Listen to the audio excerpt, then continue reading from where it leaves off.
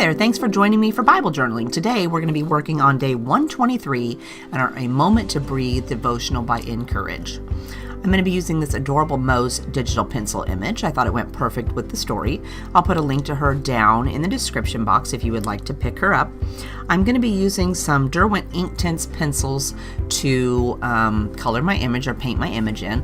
And I put a list of those at the start of the video if you'd like to stop or at the end head back and check that out. And I also wanted to you to notice when you check out the color page that I used a cute new graphic from TheHungryJPEG. It's called Woodland Babies, and it's included in the Majestic May bundle. So I used that to make the cute color card with the pencils that I used. I thought they were really cute. I'm thinking maybe I'll have to do a video on making maybe some thank you cards or something like that.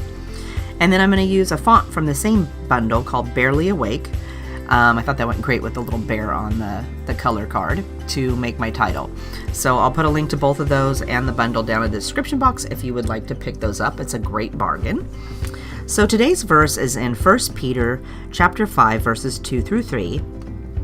The verse says, "Shepherd God's flock among you, not overseeing out of compulsion but willingly, as God would have you, not out of greed for money but eagerly, not lording it over those entrusted to you, but being examples to the flock."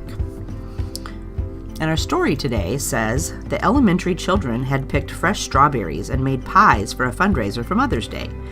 "Can we buy one I made?" my son asked. Immediately, Mrs. Sizemore's face popped into my mind. I thought, we can buy the pies and take them to her. Shortly after I accepted Christ, God brought this sweet, gray-haired lady into my life. We'd only shared a few brief conversations at church, but there was something about her kindness I felt drawn to. "Happy Mother's Day!" we beamed as we gave her the pie. She started to cry. At the time, I didn't know she and her husband didn't have any children because they married late in life. This was the beginning of a special relationship with this dear woman of God, the first person I knew who had memorized Bible verses. She taught me to love all things Southern, including homemade butter pecan ice cream. Above all, Mrs. Sizemore showed me how she loved Jesus. So, when my son's school had Grandparents' Day, it seemed appropriate to invite Mrs. Sizemore and her husband.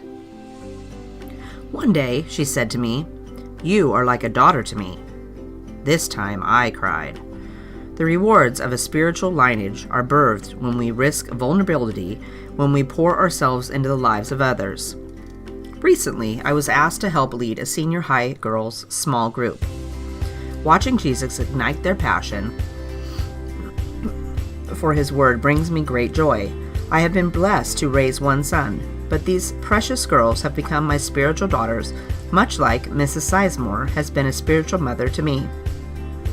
God knows our deepest longings, and sometimes He fills them in completely unexpected ways. Our moment to breathe today says, look around on Sunday mornings at church. Say hello to a woman older than you and a woman younger than you. Then press onward beyond hello. Ignite new relationships within your congregation. So isn't that a wonderful story? I thought it went perfect with the image I chose today to represent a younger and an older person getting to know each other like you would in church or outside of church. And I just love how the whole page turned out. So I went ahead and I finished up my coloring with my Inktense pencils, and I'm applying some gouache to make it look like they're sitting on a step. On the original image, they are sitting on some kind of step or close to the ground or something there, so I decided we needed to have them sit on something. So I went ahead and I got this new gouache set, so I thought I'd go ahead and give it a try in the Bible and see how it worked out. And I really like how the paint attached to the page and how it adhered and made it was a lot darker than the watercolor page or the watercolor pencils, so I really like that. So I went ahead and added that in there, and then I decided I was going to need some ground, so I gave them a little bit of ground down there to sit on. And then I was trying to decide if I wanted to put something up there in the top. My original thought was that I would put some kind of brick back there or a wall or something, but I decided in the end that it would be a little bit too distracting because I wanted the whole focus of my image to be on the ladies there. so I decided to leave it blank. I actually felt the page turned out pretty good without a bunch of colors and decoration around the outside. And I'm super happy that I was able to paint around her foot, and I did not paint her foot. So it's the small things in life that make you happy. So I finished painting, and then I'm going to attach my little sticker up there for my title at the top. When you put that down, you want to make sure to be careful and make sure your page is flat, because once you stick it down, you are not going to get that up.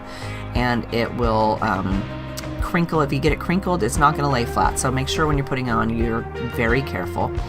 So after I do all that, I'm going to go ahead and do my journaling down there at the bottom and put my date stamp. And that will finish it up for me. So I hope you had fun Bible journaling with me today. If you have a question, leave a comment down below and I'll make sure to get back to you. If you liked the video, make sure to hit the like button. I really appreciate it. Otherwise, I hope you're having a fabulous day, and I'll see you next time. Bye-bye.